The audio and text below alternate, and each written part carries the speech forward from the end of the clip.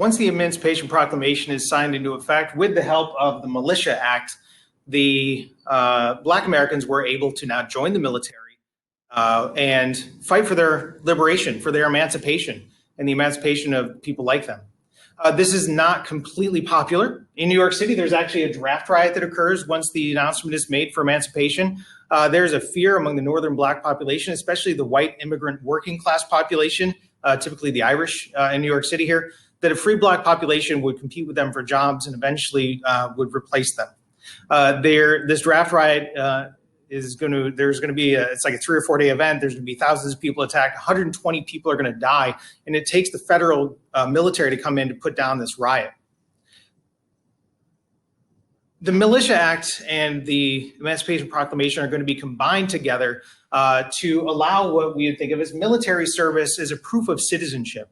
One of the reasons that we're not going to see any Black Confederates, that is a myth, by the way. There are no Black Confederate soldiers because military service is seen as a proof of citizenship. And in the South, if they would have allowed the Confederate soldier, if they would have allowed Black Confederate soldiers and they would have proved themselves with distinction on the field, that means that they were not subservient. And the whole point of the Confederacy was the subservience of the Black population. We saw that in the Declaration of Secession and the Cornerstone speech. And had they proved their service, they would have proved their citizenship and they would have proved not to be subservient. There are no Black Confederate soldiers. There are enslaved people that were brought to the front and put in Confederate uniforms. That's different, right? There were enslaved people that helped their masters that saved them even from death, but that's different. That's not military service.